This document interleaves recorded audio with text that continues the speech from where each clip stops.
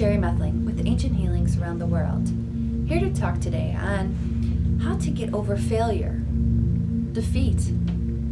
Maybe you're in the process of losing your business, the business going under. Maybe feeling defeated in sports, in school, in life, in relationships, in anything. First of all, let's take yourself out of competitive mode, even though you don't even realize you're competing sometimes, all right?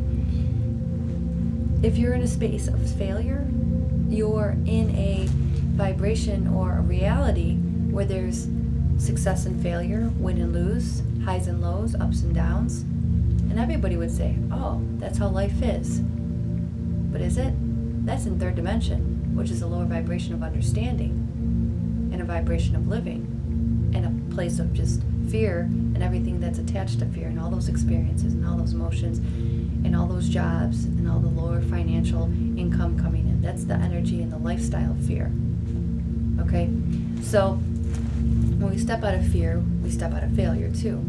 Because we might have lost a game or just lost the business after 10, 15, 20 years, or maybe it was the family business of 50, 100 years. But maybe it's time to change. Maybe it's time to shift gears. Move forward down a new path. If you're still passionate about the restaurant business, but this restaurant or company is going under, well then think about a different kind of restaurant business. Maybe you want to open up a hot dog stand, or an ice cream shop, or a cupcake shop, or just a breakfast or a diner that's only open between 7 and 3. There's so many different options. It's time to change gears, change the pace, do something else you're passionate about. Or maybe you change your career path altogether. Or maybe it's time to retire and you're being stubborn and not retiring. The universe will force you down a path that you're meant to go, even if you're not getting the signs early on. So for instance, let's say you're in a company, you're in a job that you're kind of miserable at. Not miserable at, but you're not happy in the job. Okay? And you're doing it for several years. But you're in a comfort zone. You know it. You know the people. You're not ready to change. Well, this is the thing. You're miserable. And you want to get out, but you're not getting out. So the pebbles represent little things that start to become uncomfortable at the company. To be like, oh, okay, is this employee or is this person, is this soul going to get out? And we start throwing the pebbles of, maybe drama and conflict with the co-workers. That'll start coming. And then, oh, she's still not getting the picture. We're going to have to start throwing rocks. And the rocks indicate maybe not doing the work as well, conflicts with the boss, problems at the office, numbers being down, projects being off, whatever it is. Those are the rocks. So start getting the messages and the signs that it's time to change. Because really, you're creating that it's a time to change. And then you wonder when the boulder comes down at you and then you get fired or you walk out on the company. You wonder, oh my God, it's a tragedy. But that's ultimately what you wanted because you hated the job in the first place. Is that success or failure? No. It's just time to move on. It's time to do something else. It's time to put on different glasses and see it differently. How about a losing football team? Keeps on losing. If it wasn't for the loss, they wouldn't keep on reviewing the videos to see what they could do right the next time and the next time and how they could get better.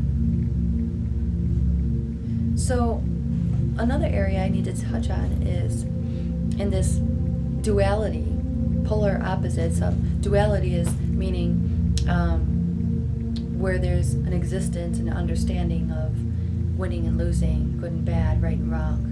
Okay, that's duality. In the life of a spirituality, a spiritualist, and an awakening state, it's just everything is merely an experience. And when you remove judgment, of course, it becomes neutral. And it's just an experience. So, in getting back to the winning, the losing, the failing, the succeeding, let's attack the energies of, I know a lot of people who are competitive. They compete with me. There's no need to compete with me or with other people, whether it be when I was a child or in the present time. Okay? We're not here to compete with each other. We're here to work in cohesion with each other. I'm not trying to beat somebody, and they shouldn't be trying to beat me. Your competitors should be your motivators. They should help push you to be better. It's about competing with you, not competing with others. If you're competing with others, you're not happy here. It's about competing with yourself and just getting better and better and better. When I ran track, other people come up next to me. If I had no competition, I wouldn't be pushing myself harder. Okay? They make you be a better person. Your competitors should make you be a better person. This is about you. Look in the mirror. It's not about your competitors. It's not about beating them. Yes, go out, have fun, play an awesome sport. That's why you're playing it.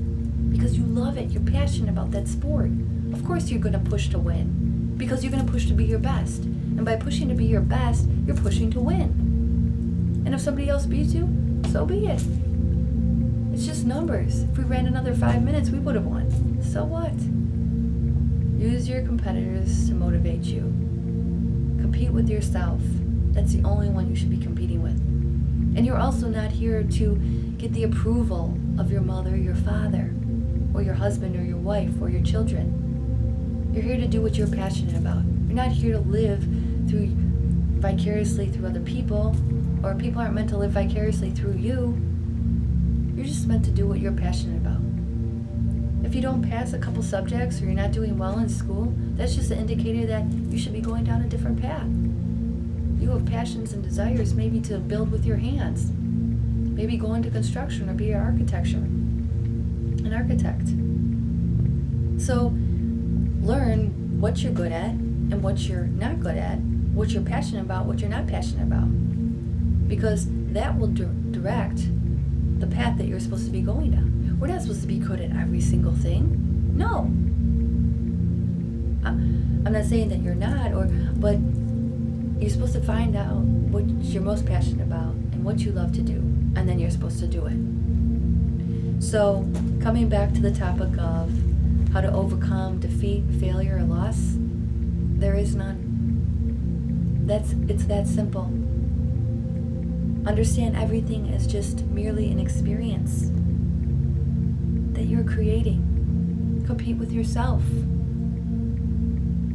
Reflect in. Understand that we're all here to work together as a team, to all win, to all do our purpose, our passion, to find out where we excel or where we don't, and then to be guided and directed. And know also when it's time for a new path, it's time for a new career, it's time for a new job, or it's time to retire, it's time to let go, it's time to enjoy, it's time to adjust, and it's time to change. What does Mother Nature teach us? Which I've realized, and I came up with this idea too, is that Mother Nature teaches us. When everything changes, the fall, all the beautiful colors come out, it teaches us that change is beautiful. You just need to let go and embrace it. So there we go. This is Sherry Methling with Ancient Healings Around the World. Thanks for showing up.